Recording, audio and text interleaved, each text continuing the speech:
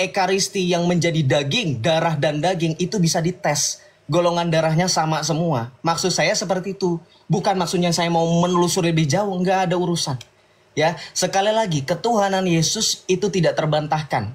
Ketika kamu membahas Injil Yohanes, kamu harus baca dalam sudut pandang orang Kristen.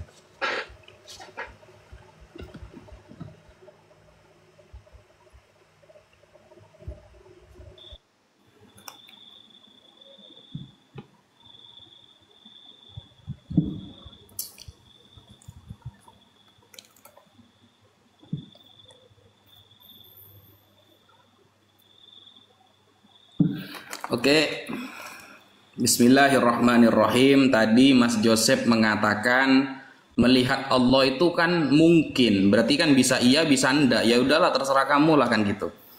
Bukan gini Mas Joseph ya, ini saya perlembut lagi bahasa saya ya. Mungkin dalam bahasa Indonesia MUNGKIN itu beda dengan mungkin di dalam konsep akidah Islam. Jangan samakan. Kalau mungkin itu kan maybe yes, maybe no. Bisa iya, bisa enggak. Itu bahasa Indonesia. Kalau mungkin ya perkara yang mungkin seperti ta'alluq kudrat Allah. Allah itu kan punya sifat kudrat ya. Allah punya sifat kudrat, maha kuasa. Kemahakuasaan Allah itu berkaitan dengan sifat yang mungkin terjadi. Maksudnya bukan perkara yang mustahil, bukan mungkin maybe yes, maybe no. Beda saudara, bukan perkara wajib, bukan perkara mustahil. Makanya hukum di dalam akidah, konsep katanya belajar mazhab Asy'ari. Gimana sih? Katanya sudah banyak baca mazhab Asy'ari.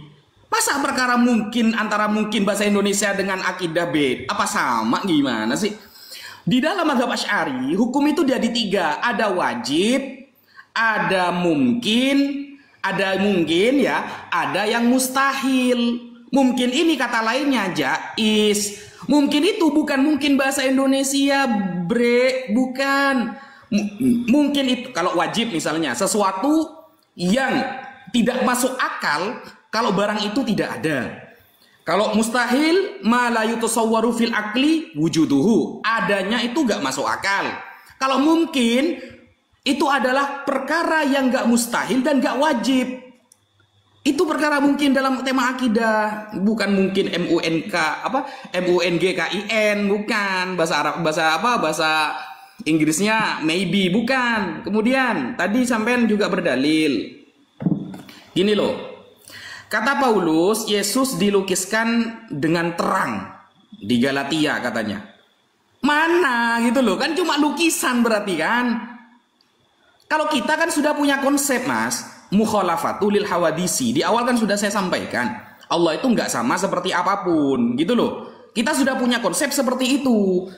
Nah, kalau dilukiskan seperti apa lukisan Yesus? Kata Paulus itu seperti apa? Coba berikan saya referensi, misalnya ada lukisan Paulus tentang Yesus sudah dilukiskan. Seperti apa lukisannya?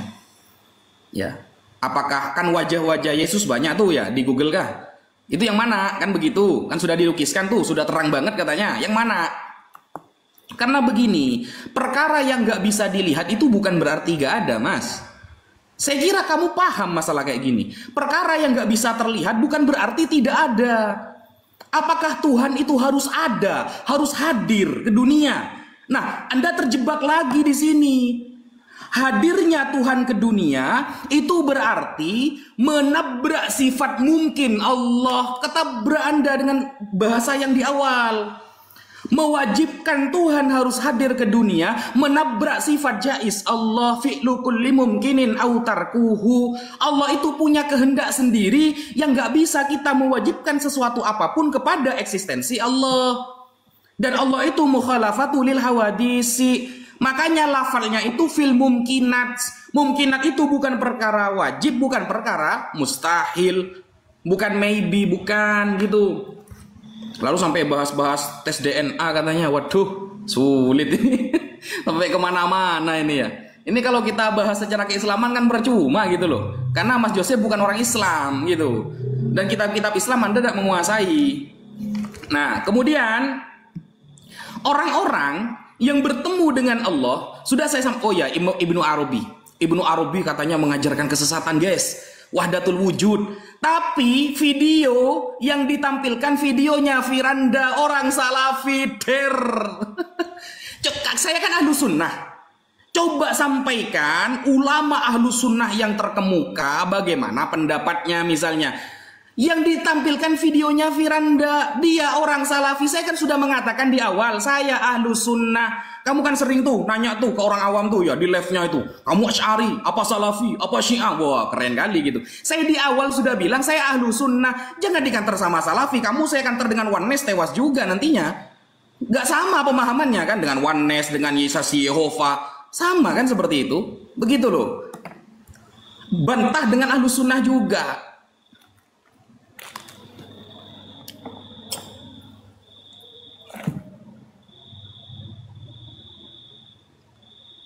Oke, ini luar biasa ya, terkena jebakan juga. Saya kan sering tuh kalau diskusi sama Nandar, sama Ardiansyah, apalagi dia nggak berani loh.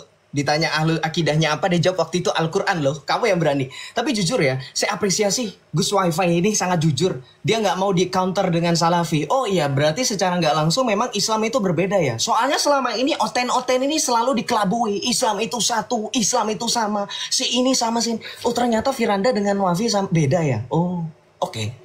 Saya jadi dapat. Jadi nanti kalau dikelabuin lagi saya nanti tinggal diputar nih rekaman ini. Beda gitu. Oh ya, saya juga mau ketegasan dong Wahdatul Wujud kan tadi saya tanya. Jelasin bukan cuman ini Firanda ini kan bukan kami. Ya jelasin dong Wahdatul Wujud yang menurut kamu nggak sesat itu tentang apa? Saat tadi Firanda yang saya setel videonya itu menjelaskan tentang penyatuan antara Tuhan dengan makhluk. Itu apakah nggak sesat? Loh, sama aja dengan oten dong. Tuhannya jadi makhluk. Loh, kamu berarti mengakui itu. Ibnul Arabi. Gimana sih? Tapi ya udahlah, nggak apa-apa ya. Kita lanjut. Kita bahas kemudian kamu bilang mungkin Joseph menjelaskan mungkin. Kamu dengar nggak tadi saya bilang apa? Adanya ketidakjelasan dalam Islam dengan sifat yang dikatakan ada yang mungkin. Kamu bilang seperti itu. Kamu mengatakan bahwa di dalam Islam ketika Allah dipaksa datang ke dunia, terlihat ke dunia, itu adalah suatu yang melanggar sifatnya Allah. Ya kan? Loh, apa nggak blunder? Kalau kamu membatasi Allah kamu, mau kemana saja, justru itu juga membatasi Allah.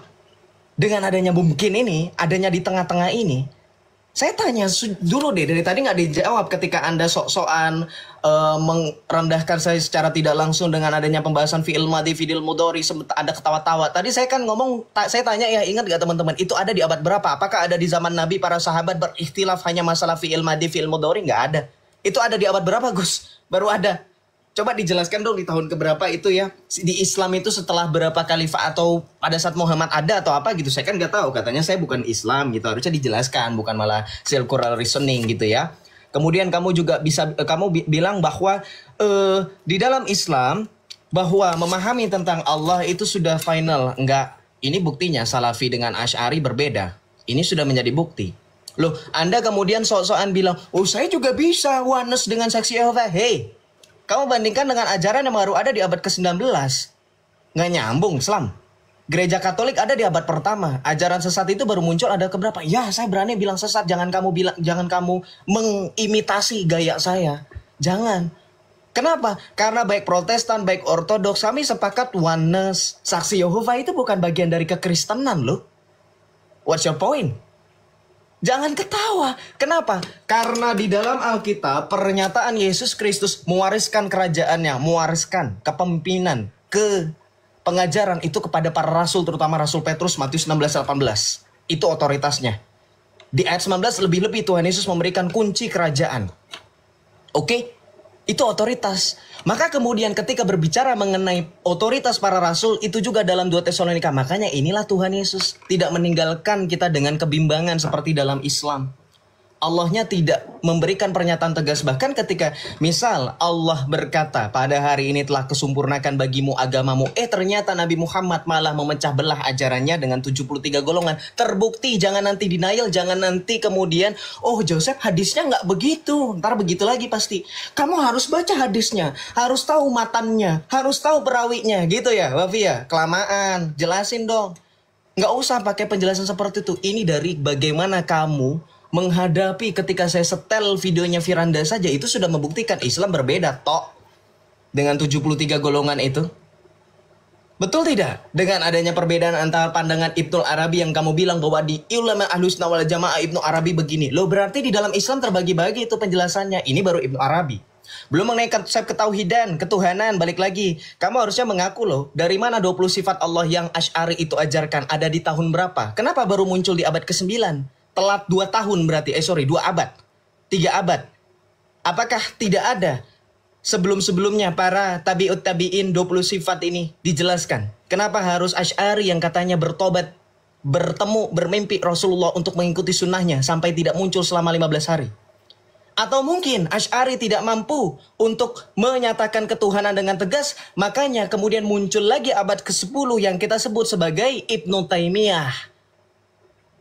Suri tauladannya atau soko gurunya orang-orang salafi yang tadi kamu sempat singgung, termasuk Firanda. Ketuhanan dengan tri tauhid, uluhiyah, rububiyah, asma wa sifat yang mana? Silahkan.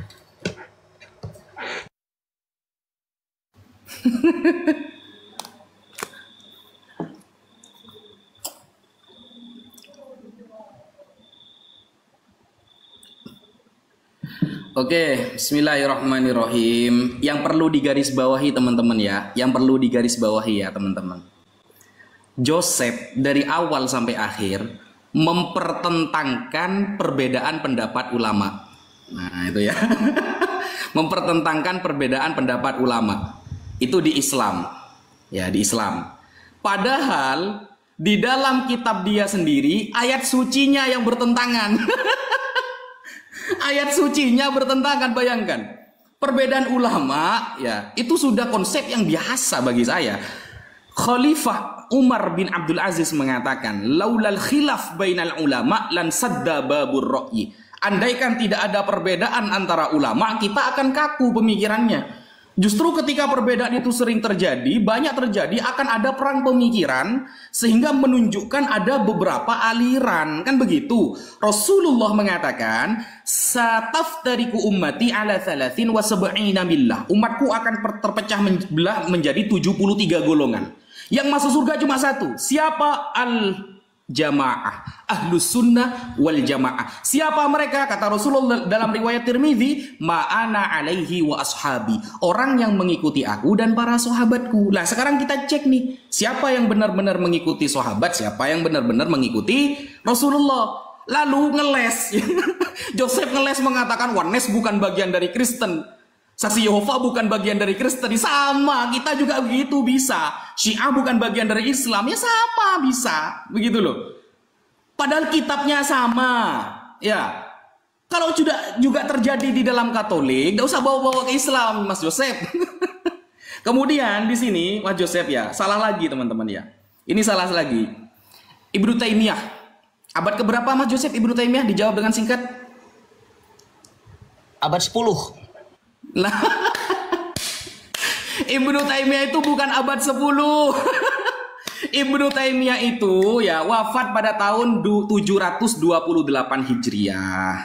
Itu masuknya abad 7, abad 8. Bukan abad 10. Ibnu Taimiyah itu, ini saya kasih ya. Saya kasih data ya. Ibnu Taimiyah itu hidup di tahun berapa sih? Tahu nggak? Saya tuh cuma ngetes. Tunggu dulu. Yang benar itu tahun 1200 Masehi. Ini waktu saya, santai. 1200 Masehi. Iris kuping saya 1200 Masehi. Tunggu dulu. Ya. Ini waktu saya, jangan dipotong-potong, santai weh. Ini ya. Ibnu Taimiyah di sini lahir ya. Kalau kita lihat di dalam beberapa riwayat ini ya, Rabiul Awal 661 Hijriah. Ya. 661 Hijriah. Kalau kita lihat wafatnya beliau ini ya. Ibnu Taimiyah, ntar. Saya kitab Al-Jawab As-Sahih liman baddala dinal masih. Kena kamu nanti dengan kitabnya Ibnu Taimiyah. Al-Jawab As-Sahih liman baddala dinal masih.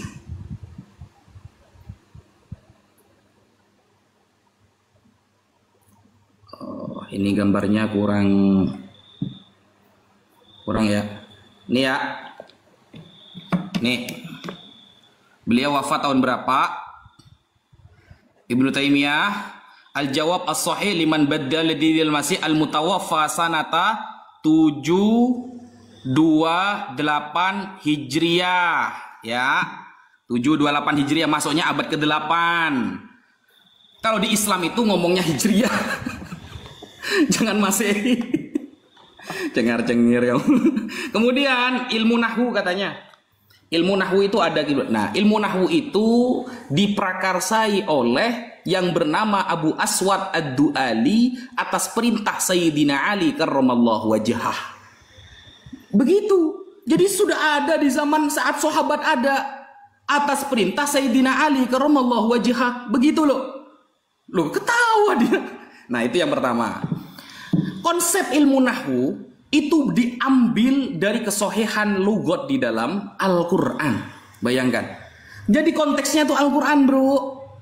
Kalau nahwu sorobnya kamu salah, ini Joseph gak bisa jawab kalam di awal. Dia itu hanya gak bisa, hanya ketawa-ketawa, gak bisa menjelaskan data. Coba kita tanya, kanal kalimah Allah.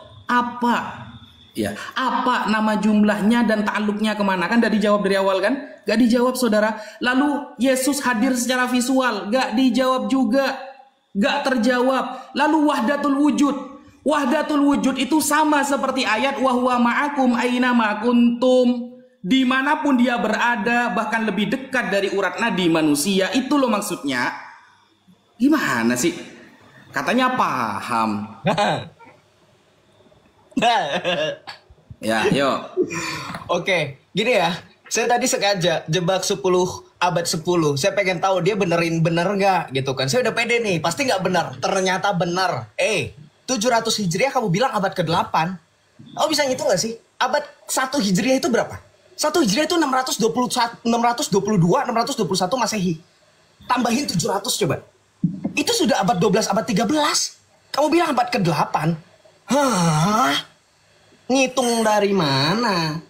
Nggak percaya silahkan cross check lagi Google. Silahkan cross check Google. Data-data jurnal akademis, data-data para ulama yang meriwayatkan kapan Ibnu Taimiyah lahir. Kapan Ibnu Taimiyah lahir itu abad 12, abad 13. Abad 8. Abad 8. Hei, kebalik kan tadi saya sudah jelaskan. Nah inilah makanya jangan sombong. Ngakunya sudah baca kitab Asy'ari. Kamu nggak ngerti ya? Asy'ari ada lebih dahulu. Katanya tahu. Baru kemudian Ibnu Taimiyah. Ibnu Taimiyah mengcounter tauhidnya Asy'ari 20 sifat. Dengan tri tauhid yang dari tadi kamu nggak mampu jawab. Kenapa ada tri tauhid itu? Uluhiyah, rububiyah, asma wa sifat. Begitu. Jangan kebalik-balik. Loh, gimana bisa? Ibnu Taimiyah wafat katanya di abad ke-7, lahir di abad ke-7, abad ke-8 Masehi. 700 Hijriah kok dibilang abad ke-8 Masehi, ini pembodohan loh. Gimana ini ulama? Ulama-ulama MUI ini. Gimana ini Kiai Imad? Halo? Hah? Diskusi sama orang yang tidak bisa menghitung Hijriah ke Masehi dengan yang sangat simpel. Aduh, luar biasa Islam. Good. Saya nggak merendahkan. Kemudian kamu bawa, kalau kami juga bisa, Syiah bukan Islam. Hei, Syiah bukan Islam. Maulidnya ngutip dari mana? Ingat loh, Kiai Haji Said Akil Siroj saja, mantan Rais Am PBNU saja, Asy'ari juga, jangan ketawa, dia Asy'ari juga. Orang dia Asy'ari juga, kok ketawa? Mengakui maulid dari Syiah. Loh, kalau kami orang Katolik nggak pernah nyomot-nyomot ada punya Wanes. Justru ketika kamu bilang satu kitabnya sama, nah Wanes itu ngambil kitabnya Katolik, begitu. Islam diskusi suka kebalik-balik otaknya. Pantes. Ya, berbicara mengenai otoritas, tadi saya sudah kasih ayat ya. Matius 16 ayat 18. Tuhan Yesus memberikan otoritas kepada Rasul Petrus. Kemudian para rasul di situ mendengarkan Rasul Petrus seperti contoh. Saya kasih contoh. Pada saat konsili di Yerusalem. Baca itu Kisah Para Rasul 15 ayat 7. Ya, itu sidang para rasul di Yerusalem. Menyidangkan apa Joseph? Menyidangkan masalah sunat. Masalah hukum-hukum Musa. Baca itu pemberitahuan tuh. Ya. Kemudian kamu bilang katanya bahwa di dalam Islam, Joseph hanya bahas perbedaan para ulama. Enggak, saya nggak mau ke situ, ribet pembahasan perbedaan ulama. Kalian adab-adab ikhtilaf itu periat. Kalian aja nggak selesai-selesai. Bahkan kamu akui, kalau tidak ada ikhtilaf, kalau tidak ada perbedaan, kamu mengutip Khalifah Umar bin Abdul Aziz itu kan? Betul kan? Kamu kutip kalau misalnya ini nggak ada katanya apa segala macam. Hei, perbedaan itu yang menyatakan itu adalah iblis. Karena justru Tuhan yang menghendaki persatuan. Saya kasih contoh ya, Yohanes 17 ayat 21. Ya Bapa, jadikanlah mereka satu, seperti aku di dalam engkau. Ut omnes unum sin. Kalau kekristenan tidak pernah kemudian memaksa atau bahkan menyuruh orang supaya terpecah-pecah. Hanya Islam saya bingung. Loh, semboyan kita itu satu. Bukan malah sengaja yang bersatu dipecah-pecah, tidak. Itu Islam, saya bingung kenapa Islam tidak mau bersatu, itulah alasannya. Ya, kalau dalam kekristenan, khususnya Katolik, kalau kamu bahas, nanti kita akan bahas John Declaration. Tapi balik lagi, ini konsep ketuhanan. Ketika kamu membahas tentang sifat-sifat mustahil bagi Allah, tadi saya sudah tanya. Ada tahun berapa sifat mustahil bagi Allah? Kenapa baru ada pada saat Asy'ari yang kemudian sebagai pendiri mazhabmu itu baru ada? Kenapa nggak Allahmu sendiri nyatakan? Atau ketika kamu nanti jawab pertanyaan saya ini, kenapa ketika Allahmu memang sudah nyatakan di dalam Al-Quran, dia sudah firmankan sifat-sifatnya yang kemudian ditegaskan kembali oleh Asy'ari, katakan skenarionya seperti itu. Kenapa ada orang-orang yang mentakwil, yang menolak dengan alasan berbagai macam, dengan pendapat yang berbeda-beda, kenapa? Itu yang tidak ada di dalam Islam penjelasannya. Karena memang apa? Ikhtilaf perbedaan dalam Islam, Gus Wafi sendiri akui, itu adalah rahmat, itu adalah tanda berpikir. Betul, itu tanda berpikir, tetapi tidak terpecah juga lah. Ya, berbeda pendapat itu sah, tapi tidak pecah.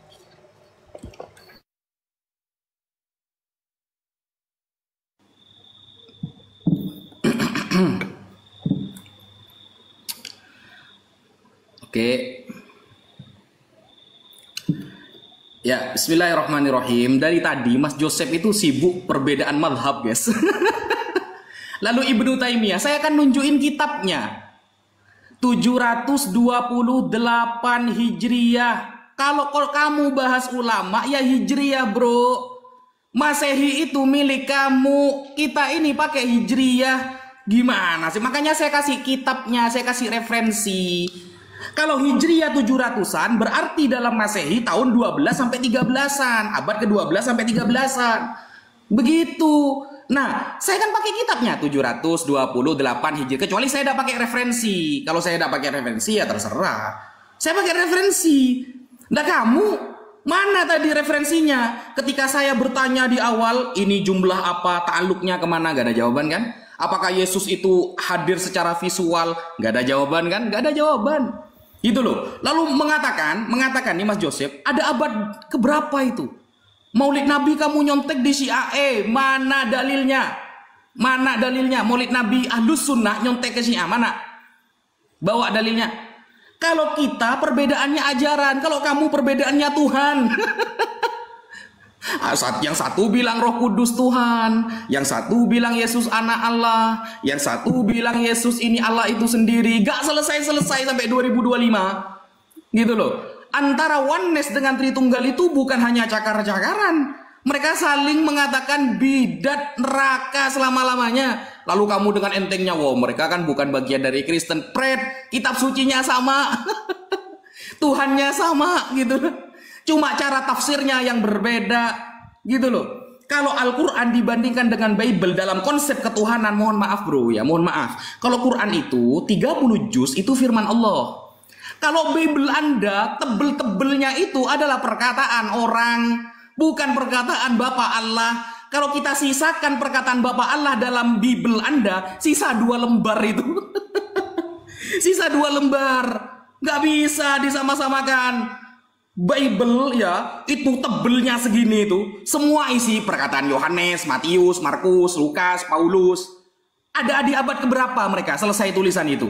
Apakah Yesus menverifikasi tulisan mereka? Kan enggak, mau ketemu aja enggak. Kan begitu.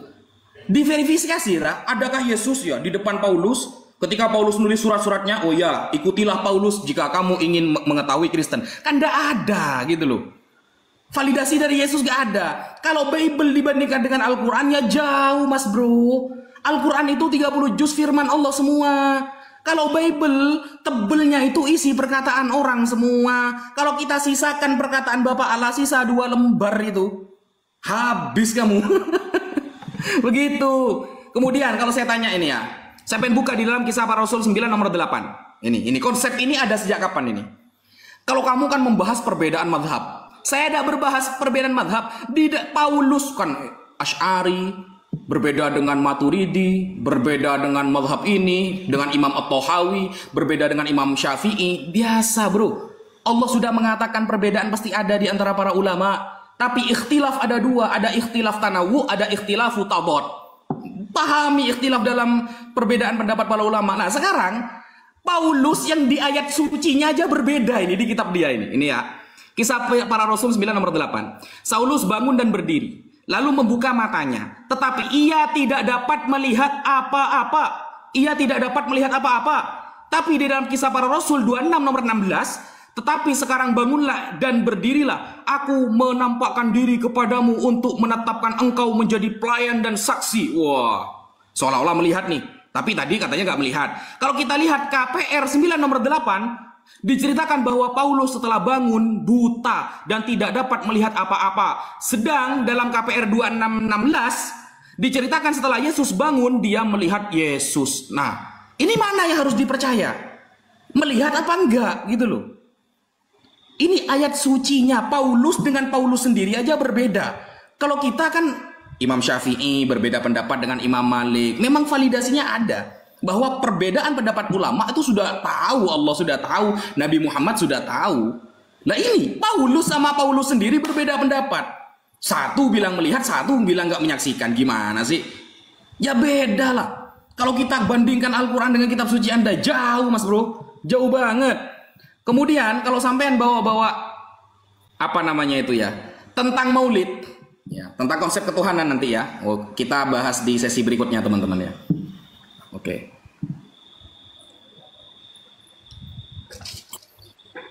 Saya harus bolak-balik nih.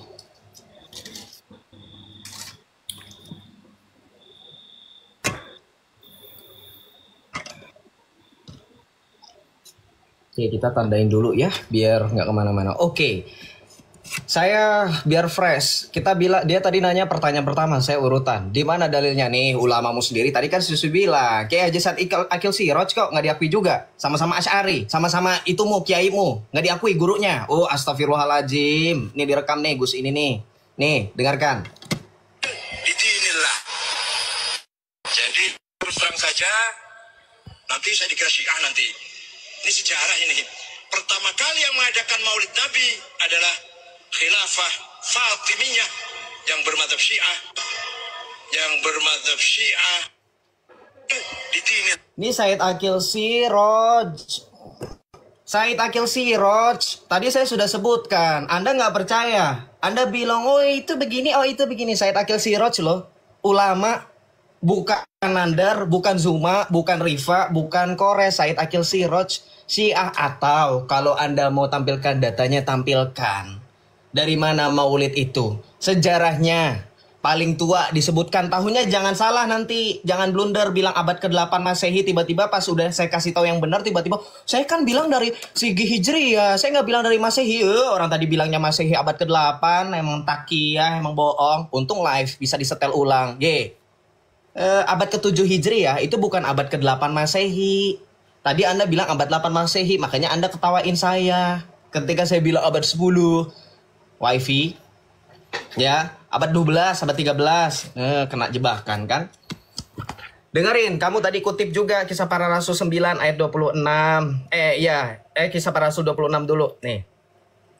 Inilah cara baca Islam kan, kelamaan baca cacing. Baca ini ya. Kita baca Kisah Para Rasul 9 dulu, baru Kisah Para Rasul 26. Saya tandain dulu biar gampang bolak-baliknya. Nih, kamu bilang kontradiksi katanya perkataan Paulus, baca ini. Kisah Para Rasul 9 ini ayat 8, ini setelah Paulus mendapatkan penglihatan Yesus. Tiba-tiba ia menjadi buta. Bukan berarti dia nggak konsisten baca dulu, makanya. Ini namanya perikop, Gus. Nggak kayak antum punya Al-Quran nggak ada perikop. Ayat satu dengan ayat lainnya boro-boro nyambung, enggak. Makanya tadi di awal antum ingat gak? Saya kutip surah Al-Baqarah ayat 210, surah Al-Fajr ayat 21 sampai 22. Antum gak bahas, lompat ke sana ke sini.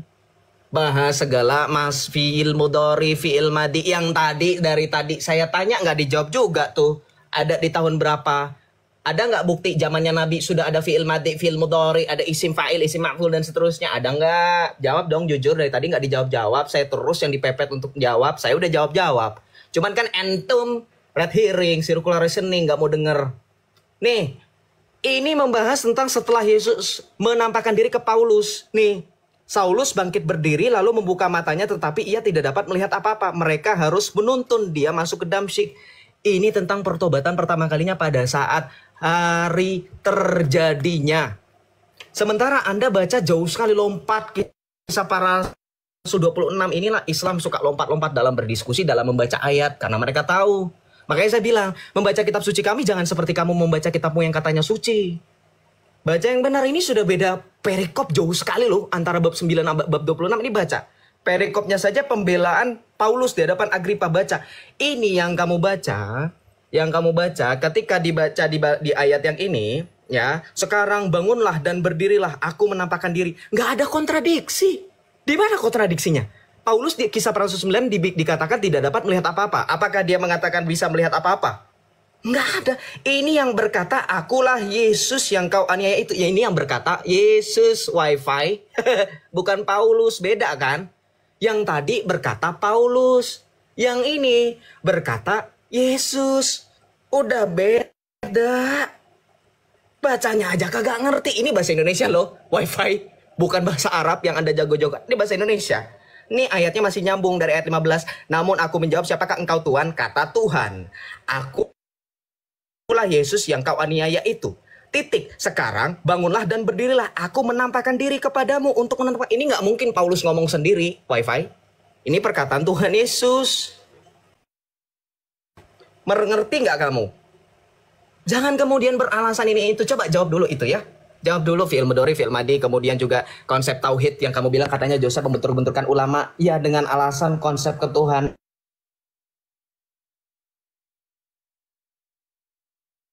Terus umat ikuti, jawab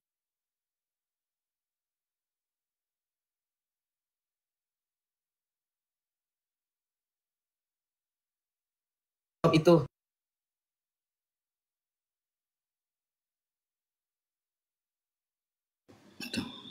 Aduh, macet. Mulai macet. Sinyal Joseph mulai macet, saudara.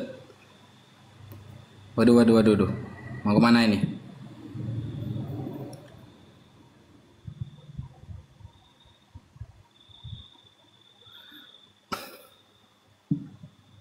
Gimana ini? Kok macet dia ini? Kemana ini, weh? Loh, kemana Josephnya?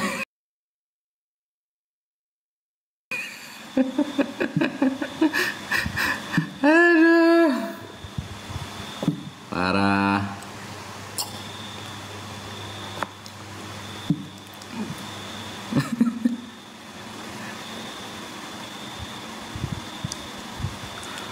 Gimana ini Kang Joseph?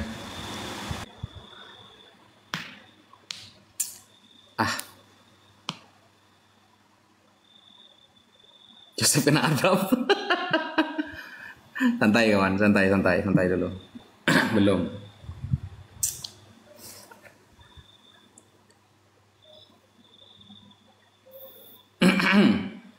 Nah ini sudah. Disambung, nggak lari wifi-nya. Ya. Kita klik ya. Ya, ini gimana sih? Mas Joseph itu kalau bertanya ke saya, ternyata langsung Allah tampakkan kelemahan dia, guys.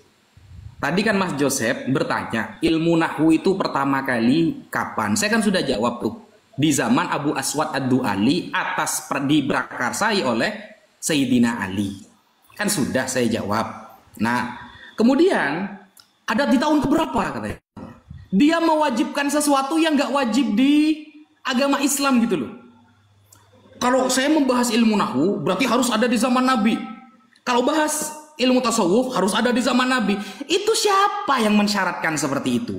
Kok kamu bikin-bikin syarat sendiri di dalam Islam sih gitu loh. Ini yang Islam saya apa kamu sebenarnya? Sedangkan kamu tadi menggunakan perikop. Sejak kapan ada perikop Bible itu? Di Vatikanus Sinaiticus ada nggak perikop? Nggak ada. Aduh, Joseph. Perikop itu baru ada kapan, Sep? Sedangkan kamu jangan takia, untung ini di Levin ya, jadi bisa direcord gitu loh. Untung ini di Levin, jadi bisa direcord. Tadi Joseph menuntut ilmu nahwu harus ada di zaman Nabi. Syarat yang nggak disyaratkan di dalam Islam gitu loh. Apa kok buat syarat kayak gini?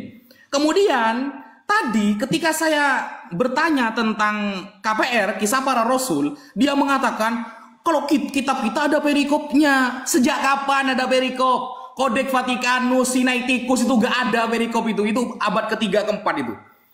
Gak ada itu. Baru kapan itu perikop itu? Sama-sama itu loh. Gak ada, lebih jauh itu. Perikop itu ada jauh ratusan tahun setelah Yesus diangkat itu. Kamu mensyaratkan sesuatu, ayo, mana perkataan Yesus mengatakan kalau baca Bible harus ada perikopnya? Ada nggak perintah Yesus kalau baca Bible harus pakai perikop? Lalu tadi, kenapa sih kok selalu membantah dengan video gitu loh? Selalu membantah pakai video. Tadi video Firanda, sekarang video Said Agil yang ditampilkan ke saya. Pakai datanya Said Agil, coba dibuktikan. Data dari Said Agil itu dibuktikan. Dari kisah itu dibuktikan. Pakai data apa dia? Saya pakai data ini loh. Maulid katanya nyontek dari Syiah katanya. Apa nih? Ini ya. Ini lebih dulu daripada Said Agil abadnya gitu. Al-i'lam bi fatawa a'immatil Islam haula maulidihi alaihi salatu wassalam. Ini ahli hadis yang ngarang ini. Said Agil itu punya derajat ahli hadis nggak? Kan nggak ada gitu loh. Ini ahli hadis ya dan lebih tua. Ini ya, apa ini? Inna awalal muhtafilina bil maulidi huwa sahibul maulid huwa nabiyyu sallallahu alaihi wasallam. Orang pertama kali yang menggelar maulid Nabi adalah dia, sang Nabi sendiri. Kama jaa fil hadisis sahih, sebagaimana di dalam hadis sahih alladzi rawahul Muslim, yang diriwayatkan oleh Imam Muslim. Lamma su'ila an siyami yaumil itsnain, ketika beliau ditanyakan tentang puasa Senin, qala sallallahu alaihi wasallam dzaka yaumun wulidtu fi, itu adalah hari di mana aku dilahirkan. Fahadha, maka hadis ini asahhu, paling sahih, wa asrahu, paling jelas, nassin, dijadikan sebagai nas fi masyru'iyatil ihtifal bil maulidin nabawi, yang dijadikan dalil sebagai pertama kali melakukan maulid Nabi. Sedangkan perkataan Said Agil itu bagaimana? Wala yultafatu liqaulihi man qala, maka tidak bisa kita diarahkan kepada orang yang berkata inna awalaman ihtafala bihil fatimiyun, orang yang berkata yang pertama kali menggelar maulid adalah Syiah Fatimiyah di Mesir. Li'anna hadza imma jahlun au ta'amin anil haq, maka dia itu adalah bego, mohon maaf ya, au ta'amin anil haq, atau dia tidak tahu tentang kebenaran, dan dikuatkan dengan pendapat-pendapat para ulama-ulama ahlus sunnah. Imam Ibnu Hajar, Imam Syamsuddin Ibnul Jazairi, Imam Jalaluddin As-Suyuti. Wah, banyak banget ini. Ini kalau sampai saya baca 1 minggu udah selesai, saudara. Sampean salah orang kalau pakai video-video kayak gitu. Gitu loh. Sejak kapan perikop itu ada? Ada nggak perintah Yesus baca Bible harus pakai perikop? Ayo. Nah, sedangkan kalau kita lihat ya, ini ternyata ini ya, asal usul dan sejarah pohon Natal menurut kepercayaan pagan. Kok pagan ternyata? Pohon Natal ini kaitannya dengan pagan ternyata. Kok nyontek pagan gimana sih gitu loh. Ya, sudah ya. Oke. Saya bingung ya. Anda di pesantren itu diajarkan cara data itu diurutkan dari primer, sekunder, dan tersier. Kenapa ke blogspot di bagian akhir saya sudah kitab ulama. Wow, ternyata blogspot sejarah perayaan Natal dari pagan. Ini apa ya? Kenapa ke blogspot? Anda menyalah-nyalahkan data saya pakai videonya Said Akil Siraj. Hey, at least saya bawa orang kredibel. Gelarnya profesor, kiai haji. Bukan blogspol abal-abal. Itu juga kamu dikirimin sama orang-orang kamu belakang layar, bukankah begitu? Tolong dong kasih tahu, kasihan ini Gus, masa dikasihnya data blogspot? Kasih data yang jurnal akademis kalau mau bahas. Lalu kemudian kamu bahas, bikin syarat sendiri kita yang Islam aja. Terus kenapa tadi sempat bahas, emangnya Matius pernah ketemu Yesus? Lukas pernah ketemu Yesus? Hey, emangnya menurut kamu Asy'ari pernah bertemu Muhammad, bertemu Allah? Ibnu Taimiyah pernah bertemu Muhammad, pernah bertemu Allah. Ulama-ulamamu pernah bertemu Muhammad, pernah bertemu Allah. Pengarang kitabmu yang ada di belakang-belakang itu semuanya yakin ketemu Muhammad. Blunder gak sih? Yang blunder itu kamu. Kamu duluan yang mengajukan syarat, saya balikan. Kamu malah bilang, Joseph kenapa syarat-syaratnya begini? Saya balikan malah jadi playing victim. Inilah Islam. Cengeng. Ya, kamu jelaskan hadis itu benar nggak? Hadis itu benar nggak? Sahih nggak? Kenapa saya tanya tahun? Loh, Anda berani mengkritisi Alkitab Bible ada ratusan tahun. Kenapa kami nggak berani kritisi kitab-kitab ulamamu dari tahun berapa? Pernah ketemu nggak? Jangan ketawa begini-begini.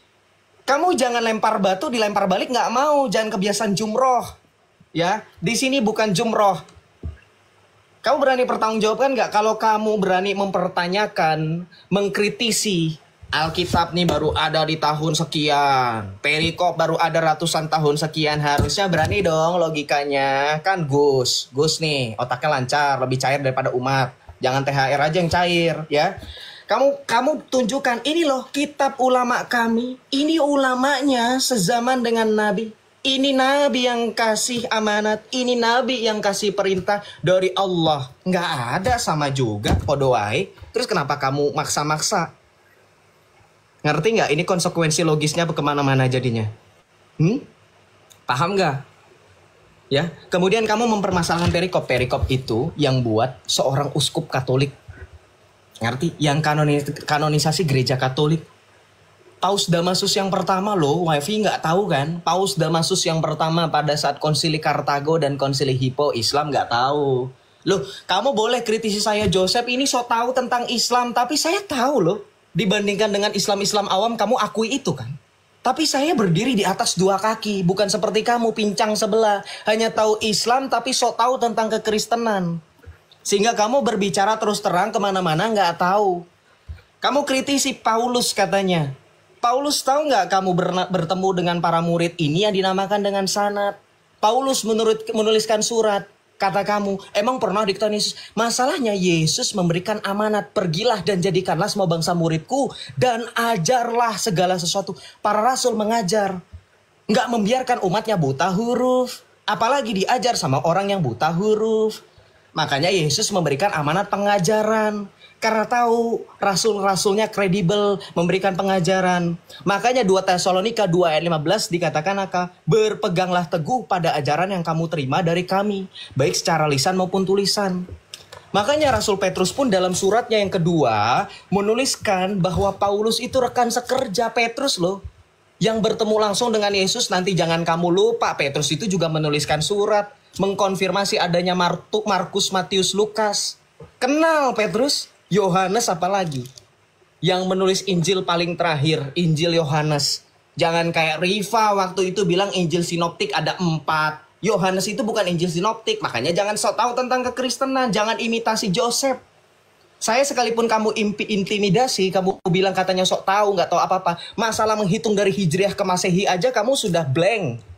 Masalah Ibnu Arabi aja kamu sudah blank, Wahdatul Wujud. Ya. Masalah maulid aja kamu sudah blank pakai hadis itu. Masalahnya, ini ada hadis. Nih, ini dari website almanhaj.or.id. Hadis puasa itu nanti saya keluarkan terakhir. Ini benar nggak saya tanya, sohihnya dari kapan? Tahun berapa itu ada? Saya tanya.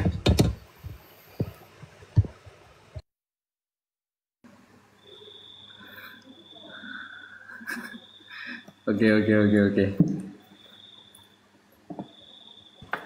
Ini kita terusan ini sampai jam berapa? Sampai berapa ronde? Terserah sampean. Gimana? 2 ronde lagi atau berapa ronde lagi? Terserah. Ya gak apa-apa, terserah. Saya ngikuti aja. Saya sampai jam 1 pun oke kalau saya. Oh, nggak berpuasa, nggak tidur, nggak sholat tahajud sepertiga Nah, malam. kalau saya sholat tahajudnya itu setengah jam sebelum subuh. Oh, oke. Oke. Mas Joseph tadi mengatakan begini teman-teman. Dia lebih tahu daripada muslim awam. Buktinya saya lebih tahu dari muslim awam. Katanya ada boleh sombong gimana sih? Tapi sudah mulai ini ya, sudah mulai keluar aslinya ini. Kalau kamu lebih tahu dari muslim awam, maka saksikanlah saya lebih tahu daripada pendeta gitu loh. Saya lebih tahu daripada pendeta loh. Datang pendeta-pendeta yang sudah debat sama saya kan keong semua.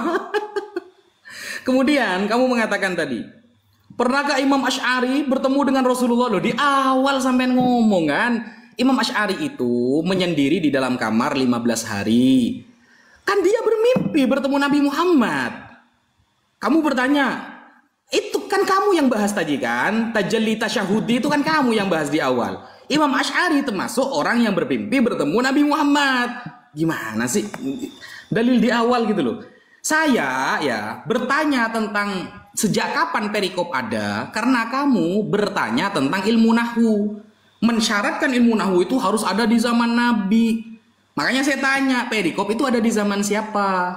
Kemudian, apakah yang saya tampakkan tadi itu adalah blogspot? Bukan. Bukan blogspot yang saya tunjukkan. Astagfirullah. Ini ya. Ini bukan blogspot, Mas. Beda blogspot sama bukan ini nih, ya. Tuh, gimana ini? Ntar. Independent.co.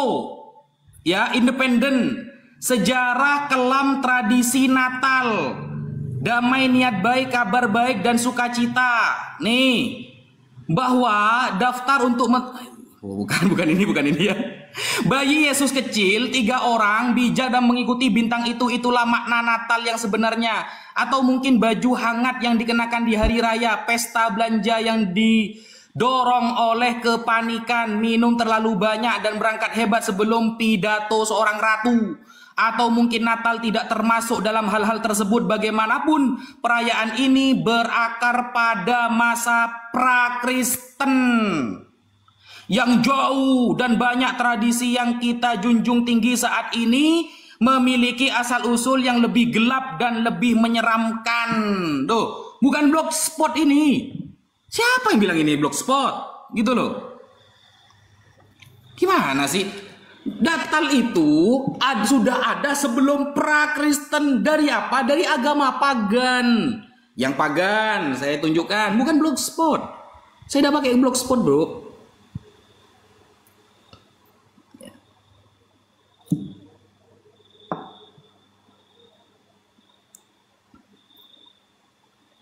Ya.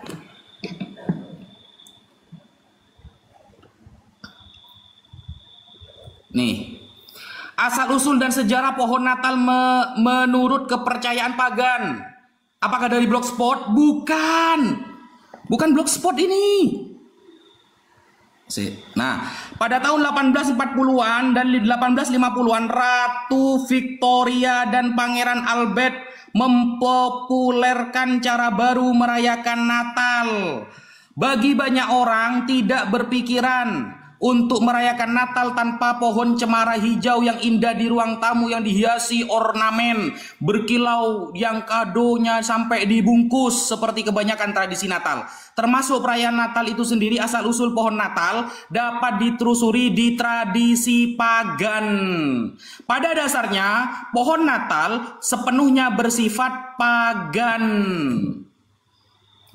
Pagan itu penyembah berhala. Bukan blogspot ini.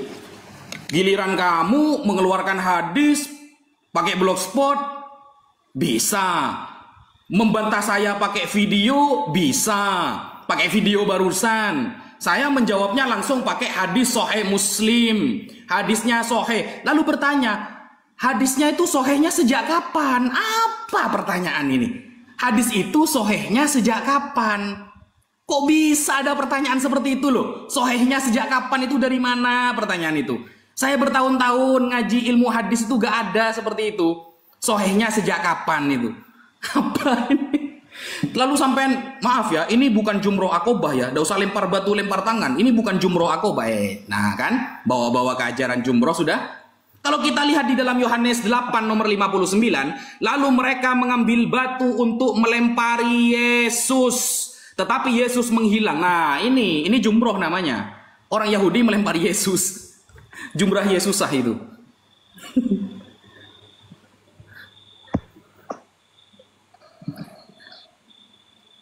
Gimana? Kurang berapa putaran kira-kira? 2 putaran lagi ya. Oke, sekarang saya. Anda bilang itu bukan blogspot independen. Ini nggak ngerti cara baca nih, diketawain kuliah nggak sih? Harusnya setara pondok pesantren harusnya dapat gelar Gus itu kuliah kan? Inilah bukti ya. Itu datanya aja awalnya beda. Baru yang kedua ditunjukkan itu yang dimaksud.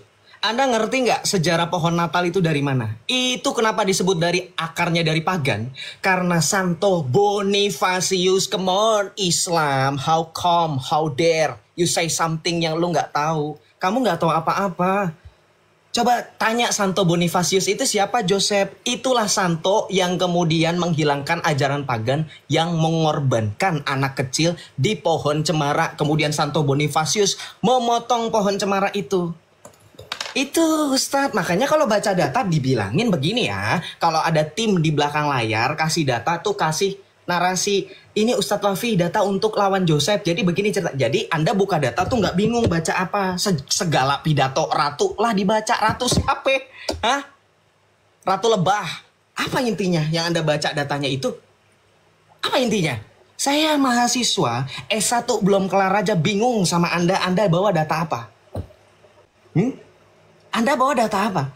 Kemudian Anda bilang katanya ya, oh Joseph ini level awam, Joseph level awam kalah saya. Wafi level pendeta kalah. Iya, pendetanya Warokoh bin Naufal, Nestori.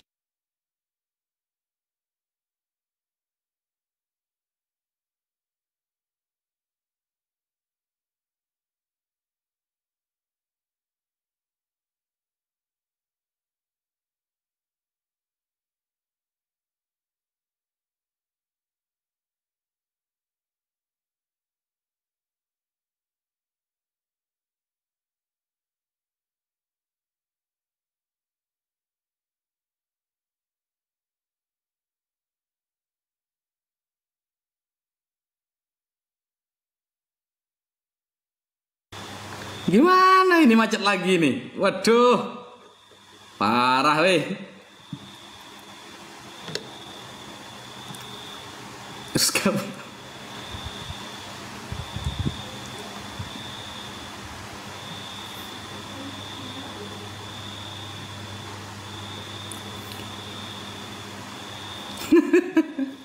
gimana Joseph ini? Ngomong belepotan dia.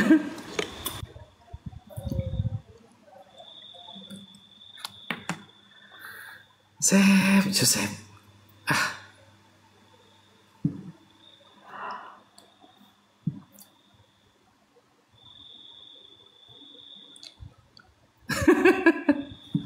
Gimana Joseph ini?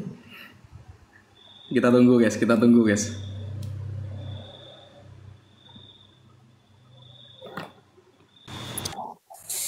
Ya ini 2 ronde terakhir lagi ya. Ini saya jadi tidak enak ini. Iya, kesannya agak enak jadi kalau kayak gini nih.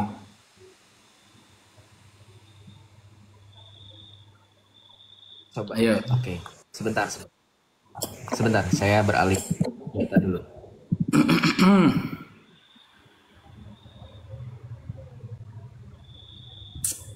Bentar ya, saya beralih data dulu.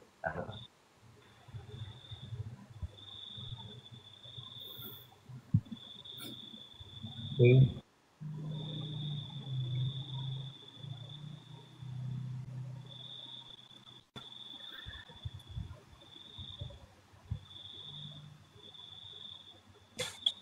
Oke, harusnya sudah better ya. Oke, saya lanjutkan ya. Diulangi yang tadi. Tuh. Mana ini nge-lag lagi weh.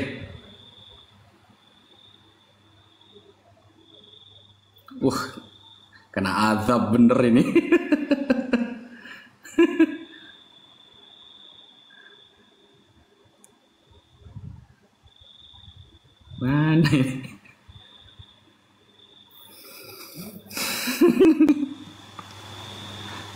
Parah.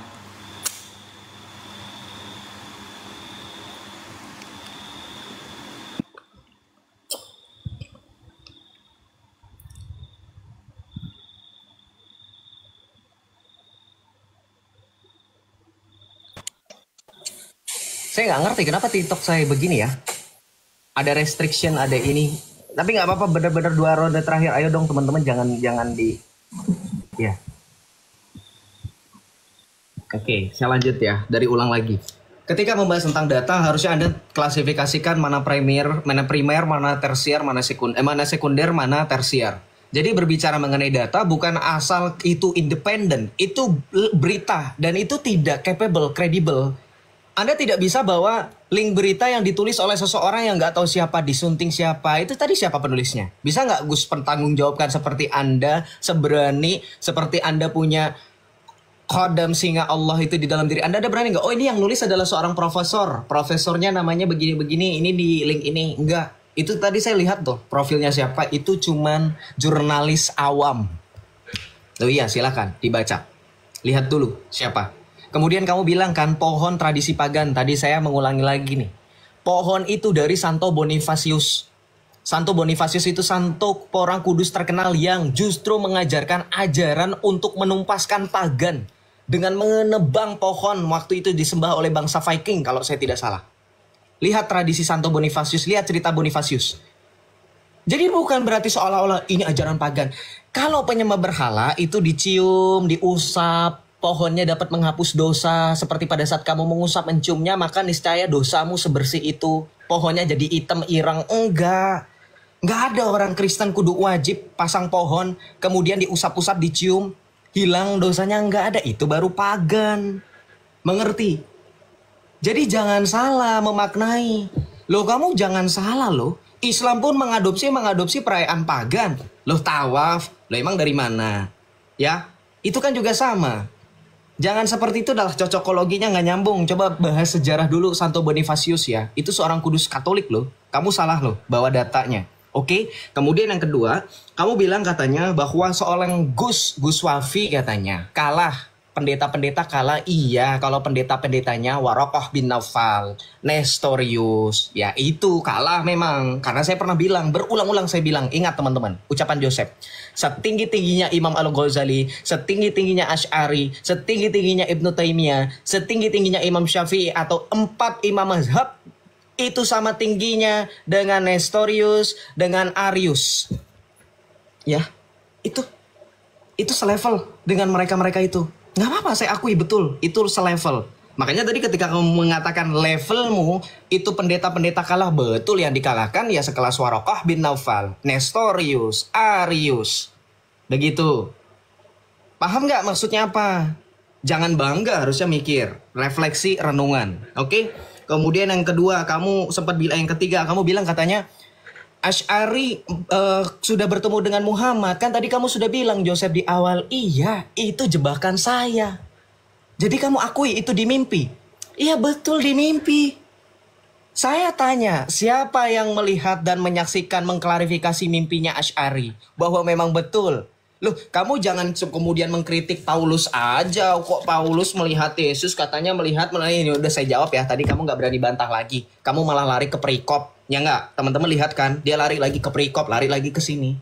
Coba kamu jawab, Asy'ari bermimpi ketemu Muhammad itu dari mana? Terus mimpinya valid nggak?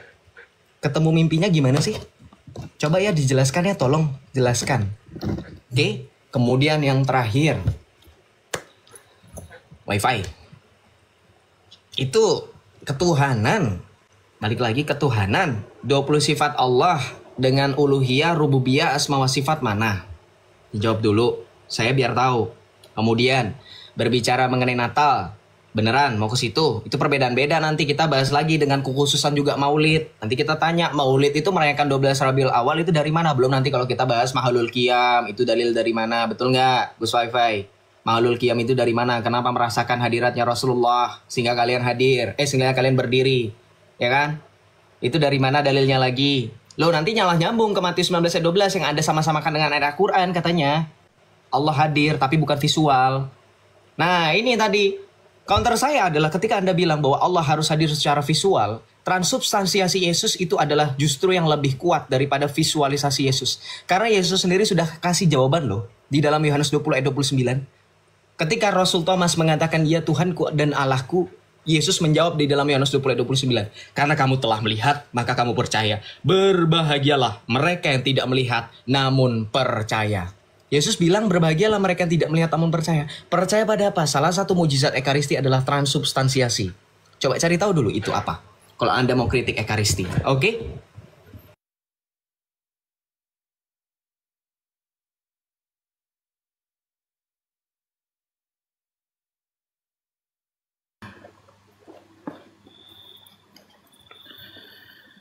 Oke.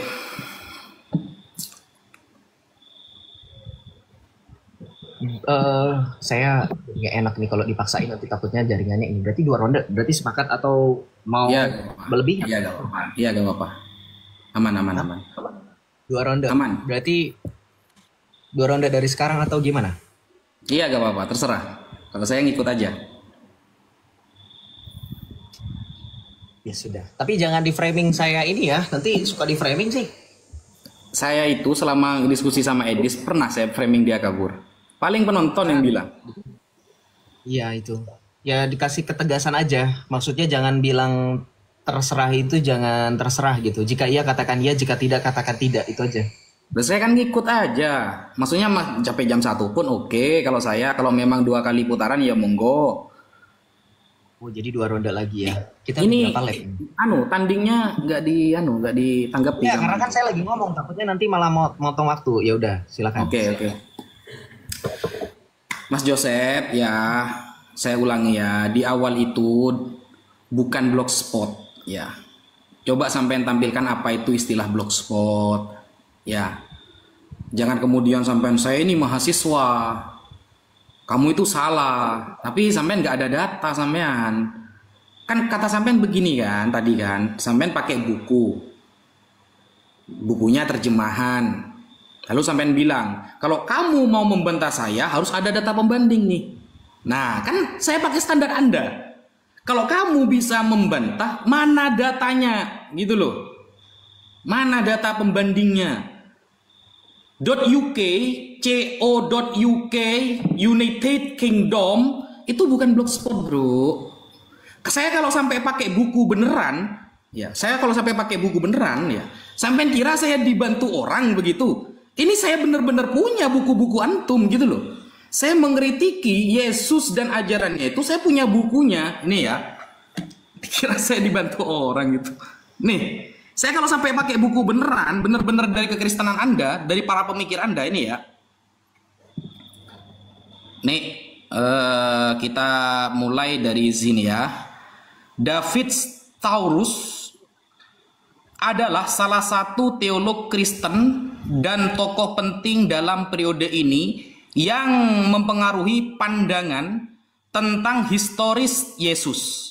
Dalam bukunya Life of Jesus 1835, Taurus menerapkan metode kritis untuk meneliti kisah-kisah Injil, dan dia menyimpulkan bahwa banyak dari peristiwa dalam kehidupan Yesus yang dianggap supranatural sebenarnya adalah mitos, mitos ya, dan dikembangkan oleh pengikut awalnya.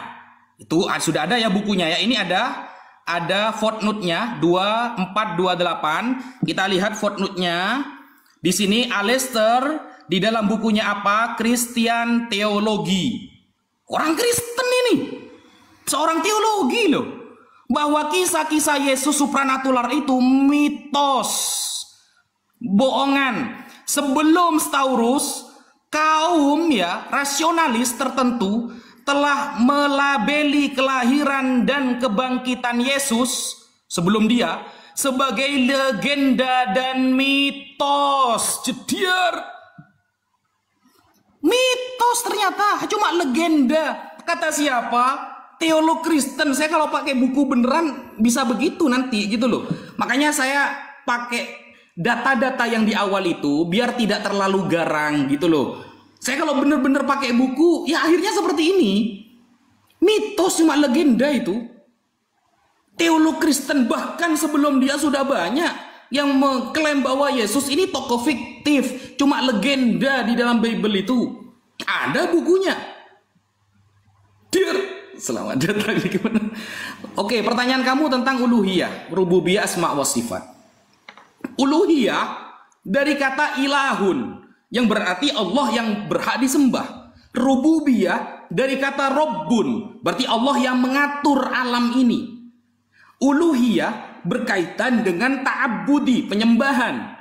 Rububiyah berkaitan dengan ikrori, pengakuan seorang hamba bahwa dia yang mengatur segala alam. Asma wa sifat adalah nama-nama, namanya asma, jamak dari kata ismun, ikut wazan af'alun. Asma, nama-nama Allah, asmaul husna, dan sifat-sifat Allah. Apa yang mau ditanyakan dari uluhiyah, rububiyah, asma wa sifat? Apa yang mau ditanyakan dari konsep itu apa? Begitu loh. Seharusnya kamu begini, dari uluhiyah, rububiyah, asma wa sifat ada yang saya kritisi, A, B, C. Nah, saya jawab. Kamu kan cuma bertanya makna kan? Kalau cuma makna seperti itu maknanya. Uluhiyah juga memiliki sifat rububiyah. Begitupun sebaliknya.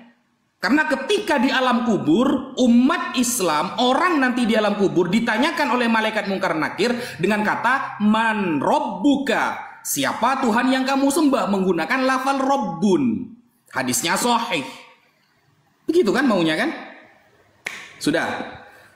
Dijawab pakai data pembanding ya tentang Alistair dalam kitabnya Christian Theology dengan Staurus dalam kitabnya Life of Jesus.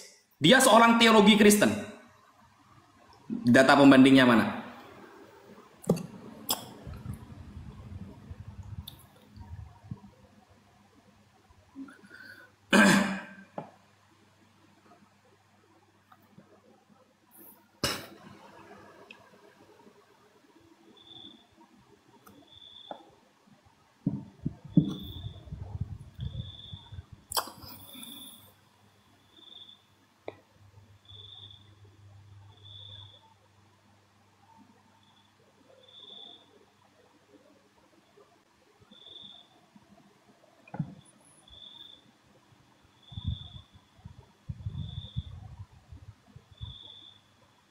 Sorry, saya masih unmute ya.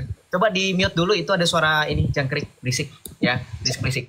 Jangan kebiasaan jeder-jeder, nanti kita semua di sini berserakan. Jangan biasa gitu praktek lapangan dong di media sosial, jangan jeder-jeder juga, bahaya. Pantesan aja dari tadi saya mental. Oke? Biasa aja, jangan jeder, lupa kasih keyword apa kabar. Oke, sekarang kamu bilang David Strauss jeder. Hei, jangan dijederin, itu udah jadi kerangka ya. Jangan dijeder-jederin, jangan kebiasaan nih. Kamu bisa baca ya. Ini data real. Kamu bilang UK United Kingdom. Nih, Britannica. David Strauss. Lu tahu nggak dibilang apa sama orang-orang yang mereka benar-benar serkan dia satu alumnus dan segala macam. Dibilang apa katanya? Criticize for an inadequate. Artinya apa? Nggak capable. Ngerti? Inadequate ini artinya apa? Nggak capable.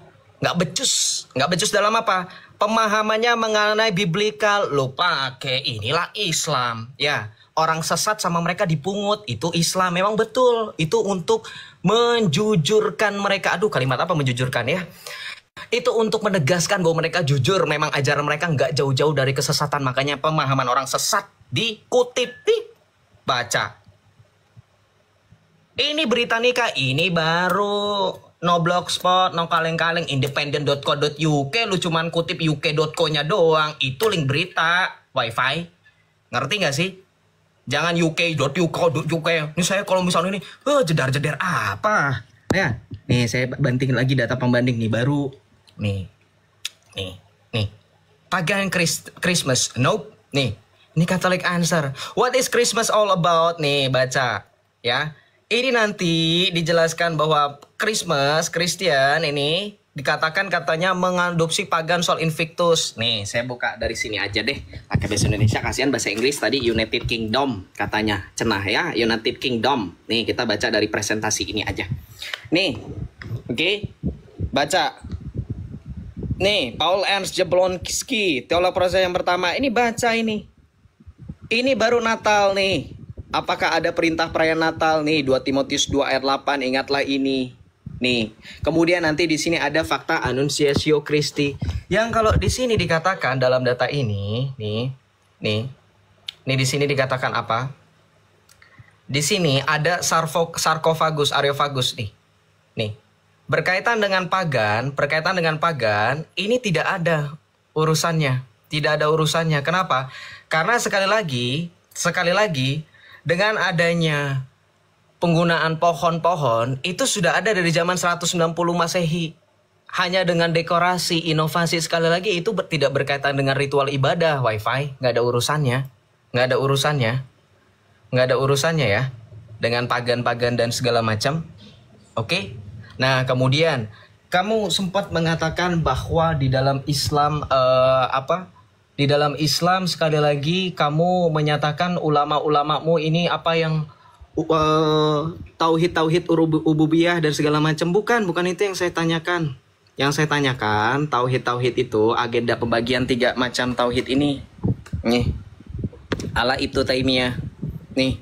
Saya mau bertanya, di sini kenapa dikatakan bahwa menurut Ibnu Taimiyah mengklaim bahwa kamu menjelaskan uluhiyah rububiyah seolah-olah kamu mengimani itu, yakin? Menurut orang yang mencetus itu kamu itu tidak mengimani? Nih, tidak mengimani? Masih belum bertauhid, kamu dibilang belum bertauhid. Ini maksud saya, kenapa dibedakan? Ini loh NU online ini baru